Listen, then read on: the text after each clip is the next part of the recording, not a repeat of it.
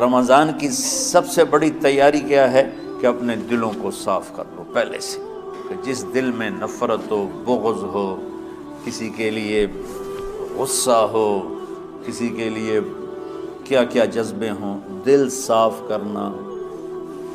ہمارے گھروں میں روزانہ جھاڑو ہوتا ہے، یہاں مدرسے میں روزانہ صفائی ہوتی کہ نہیں ہوتی؟ کیونکہ دنیا کی اصل گندگی ہے تو جھاڑو ہاتھ سے نہیں چھوٹ سکتا۔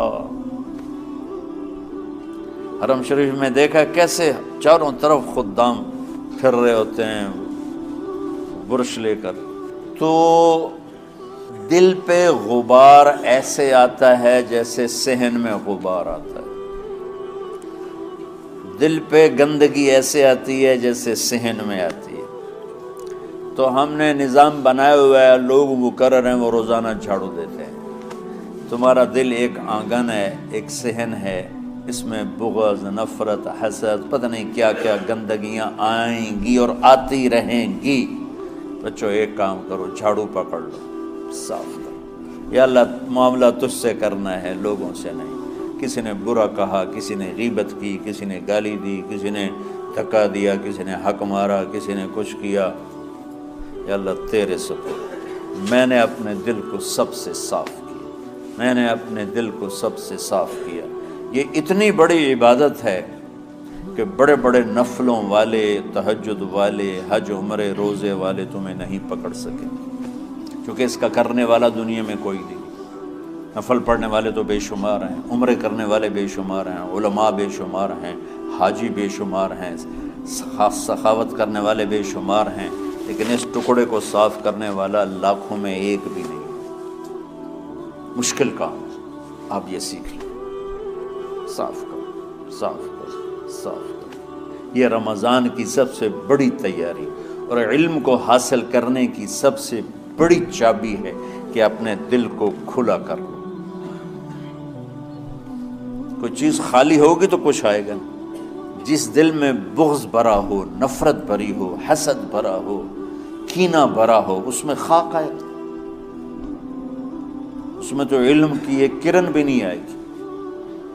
اس زبان سے چاہے جتنے مرضی موتی بکھیرے، دل اس کا اندھا ہوگا۔ لا تعمى الابصار ولكن تعمى القلوب التي في الصدور۔ یہ آنکھوں سے اندھے نہیں، دل سے اندھے ہیں۔ تو بچوں اپنے دل کو صاف کرنا سیکھو۔ وہ کتنی مشہور حدیث ہے، آپ نے کہا اس دروازے سے ایک جنتی آ رہا ہے، تو ایک انصاری صحابی داخل ہوئے، جوتا ہاتھ میں، داڑھی میں وضو کا پانی۔ اگلے دن اس دروازے سے ایک جنتی آ رہا ہے، تو ایک صحابی آئے، ہاتھ میں جوتا، داڑھی میں وضو کا پانی، وہی صحابی۔ اگلے دن اس دروازے سے ایک جنتی آ رہا ہے، تو وہی صحابی 3 دن جنت کی بشارت لی۔ اس صحابہ کی جماعت میں ایک شخص ہیں جن کا نام ہے عبداللہ بن عمرو بن عاص۔ ان سے بڑا عبادت گزار صحابہ میں کوئی نہیں تھا، نہ سابقین میں، نہ متاخرین میں، نہ پہلوں میں، نہ بعد والوں میں۔ ان کی عبادت کیا تھی؟ ساری رات جاگنا، سارے دن کا روزہ، اور ایک ختم قرآن صبح سے شام۔ اتنی اللہ نے طاقت دی تھی۔ پھر وہ غلوب والی بات آ گئی، ایکسٹریم ہونے والی بات آ گئی۔ ان کی شادی والی رات حجلہ عروسی میں داخل ہو رہے ہیں، دلہن کے کمرے میں داخل ہو رہے ہیں، اور مصلی بچھا کے اللہ اکبر، اور دیر نفل تے نفل، دیر نفل تے نفل۔ تو ان کی بیگم نے دیکھا تو وہ بھی خیر کا زمانہ تھا، انہوں نے بھی وضو کیا اور پیچھے مصلی بچھا کے وہ بھی فجر تک نفل پڑھتے رہے۔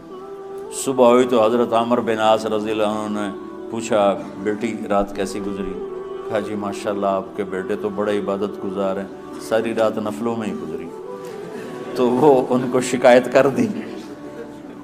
حضرت عمرو بن عاص کو اتنا غصہ چڑھا، ان بیٹے کو تو کچھ نہیں کہا، کتنی حکمت کی بات ہے، سیدھے گئے اللہ کے نبی کے پاس، یا رسول اللہ یہ عبداللہ دیکھیں کیسا نادان ہے، اس کی شادی کی ساری رات نفل پڑھتا رہا۔ تو آپ کہتے ہیں ماشاءاللہ ماشاءاللہ کتنی بڑی بات ہے۔ نفلوں میں گزر گئی، رات بھی نفلوں میں گزر گئی۔ تو آپ نے حضرت عبداللہ بن عمر کو بلا کے ڈانٹا کہ تو نے مہینے میں 3 دن روزے رکھنے، بس اس سے زیادہ نہیں رکھنے، اور ہفتے میں 1 قرآن ختم کرنا ہے۔ کہا یا رسول اللہ میرے اندر طاقت زیادہ ہے۔ پھر اچھا 15 دن روزے رکھنے، کہ نہیں میرے اندر طاقت زیادہ ہے۔ آپ اس کو تھوڑا تھوڑا کر کے گھٹاتے رہے، اور وہ ہر دفعہ نہیں یا رسول اللہ میرے اندر طاقت زیادہ ہے۔ تو آخر میں آپ نے کہا اچھا چلو صوم داؤدی پہ آ جاؤ، 1 دن روزہ رکھو، 1 دن افطار کرو، اور 3 دن سے پہلے قرآن ختم نہیں کرنا۔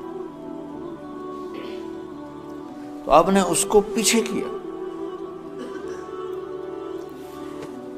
یہ بیٹھے تھے اس محفل میں، ان کے دل میں آیا کیا یہ بزرگ مجھ سے زیادہ عبادت کرتا ہوں؟ رات میں ساری جاگتا ہوں، دن روزہ رکھتا ہوں، 1 ختم کرتا ہوں، تو جنت کی بشارت تو مجھے ملنی چاہیے تھی، ان کو کیسے مل رہی ہے؟ یہ کسی کتاب میں نہیں لکھا کہ یہ ان کا جذبہ تھا، لیکن جو کہ میں ان کی سیرت کو جانتا ہوں تو مجھے خیال آتا ہے کہ ان کی نفسیات میں یہ بات آئی ہوگی، چونکہ صرف انہی کو خیال آیا کہ میں جا کے دیکھتا ہوں کہ یہ بزرگ کیا کرتے ہیں۔ تو ان کے پاس پہنچ گئے، چاچا، ذرا وہ ادھیڑ عمر تھے، چاچا وہ میرے ابا تھوڑے ناراض ہیں، تو کچھ دن آپ کے پاس گزار لوں؟ کا بیٹا بسم اللہ آ جاؤ۔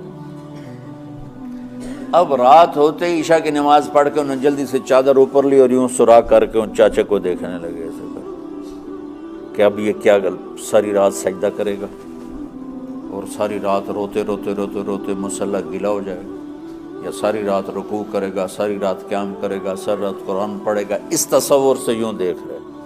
اور وہ بزرگ صحابی تشریف لائے، سرانے پہ سر رکھا، اللہم بسمک اموت و احیا، ہو گئے۔ اب یہ دیکھ رہے ہیں ابھی اٹھیں گے، ابھی اٹھیں گے، ابھی اٹھیں گے، فجر کی اذان پہ اٹھے۔ اب یہ تو حیران پریشان ہو گئے کہ یہ کیا ہو؟ اس زمانے میں تو منافق تہجد نہیں چھوڑتے تھے ڈر کے مارے کہ پتہ نہ چل جائے ہمارے کفر کا۔ تو یہ چاچا جنت بھی لے گیا تو ستا بھی پیا کہ چلو کل دیکھوں گا۔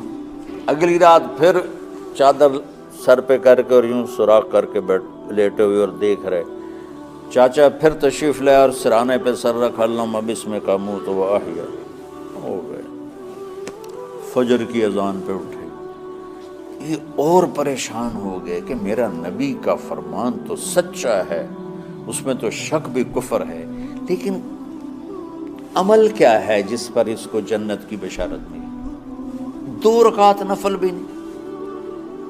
اور آج کے دور میں تم میں سے ماشاءاللہ اکثر بچے تہجد پڑھتے کہ 1 رات اور دیکھوں گا، تیسری رات اللہم بسمک اموت و احیا، ہو گئی ساری رات۔ تو تیسری رات پھٹ پڑے عبداللہ بن عمر، کہنے لگے چاچا میری ابا سے کوئی لڑائی نہیں تھی، 3 دن میں تیرے بارے میں سنتا رہا، جنتی جنتی جنتی۔ میں دیکھنے آیا تھا کہ آپ کیا کرتے ہیں، آپ تو کچھ بھی نہیں کرتے ہو، ساری رات سوتے رہتے ہو، اب کیا کرتے ہو؟ میں نے کہا بیٹا یہی ہے جو تم نے دیکھا ہے۔ اب ان کو سمجھ میں نہیں آ رہا کہ یہ جوڑ کیسے بٹھاؤں، ادھر جنت کی بشارت، ادھر ساری رات خراٹے، اب یہ اس میں جوڑ کیسے بٹھاؤں، کیونکہ نبی کی بات تو غلط ہو نہیں سکتی۔ تو اب وہ نا ایسے نا بڑے بے دل سے ہو کر واپس مڑے، پتہ نہیں کی چکر ہوئے گی کوئی گل۔ جب وہ دروازے تک پہنچے تو کہنے لگے بیٹا ادھر آنا، واپس آ گئے۔ کہا میں تمہیں اصل راز کی بات بتاتا ہوں۔ کہ کیا ہے کیا ہے؟ تو یہاں ہاتھ رکھا، کہا یہ جو دل ہے نا اس میں کسی انسان کی نفرت نہیں۔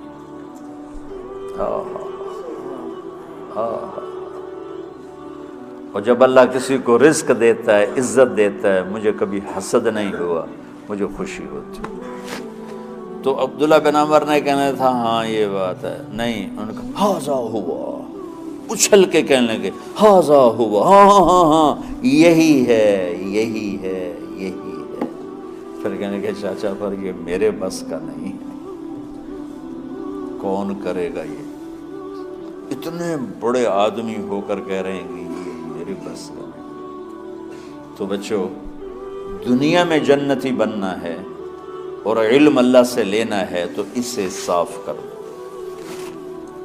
سب کی نفرت سے۔ سب، اس نے مجھے یہ کیوں کہا، اس نے مجھے یوں کیوں دیکھا، اس نے میرے بارے میں یوں کیوں کہا، اس نے میرے بارے میں یہ کیوں لکھا۔ جس کی تعریف ہوتی میری کتنی برائی ہوتی، صرف تعریف تو نہیں ہوتی، بھرا پڑا سوشل میڈیا مجھے گالیاں دو۔ اللہ کے فضل سے میرے دل میں ایک ذرے کے برابر کبھی کوئی منفی جذبہ نہیں آیا تو میں دھو کے صاف کر دیتا ہوں، یا اللہ میں نے اپنے دل کو صاف کیا، میرا معاملہ تیرے ساتھ ہے، کسی کے ساتھ نہیں۔ یہی آپ رمضان کی سب سے بڑی تیاری، علم کے حاصل کرنے کا سب سے بڑا ہتھیار آپ کو بس یہ نہیں ہے کہ تمہیں کتابیں یاد ہو جائیں، تمہیں اشعار یاد ہو جائیں۔ تو ساری امت سے کہتا ہوں رمضان کا استقبال کرو، دلوں کو صاف کر کے، نفرتوں کو مٹا کے، مذہبی نفرت، دنیاوی نفرت، رشتوں کی نفرت، بول چال کی نفرت، سیاست کی نفرت، لین دین کی نفرت، ان سب سے اپنے دل کو صاف کرو تاکہ رمضان میں اللہ نے علم اتارا، اللہ تعالیٰ آپ کو علم عطا فرمائے، اور باقی لوگ جو عام دنیا میں زندگی گزار رہے ہیں ان کے دلوں میں اللہ رمضان کا نور اتارے اور ہدایت کا نور اتارے۔ یہ سب سے بڑی تیاری ہے اس کی۔ اور کسی سے گلہ ہے، غصہ ہے، ناراضگی ہے، کسی سے بولتے نہیں ہو، ابھی سے شعبان آ چکا ہے، آپ شعبان سے رمضان کی تیاری شروع فرما دیتے تھے۔ تو اس کی تیاری کیا ہے؟ وہ دلوں کو صاف کرو، معاف کرو، معافی مانگو، تمہارا قصور نہیں پھر بھی معافی مانگ لو، دلوں کو صاف کرو، اور اللہ سے سخاوت مانگو کہ اللہ کو سخی بھی پسند ہے اور صاف دل والا بھی پسند ہے۔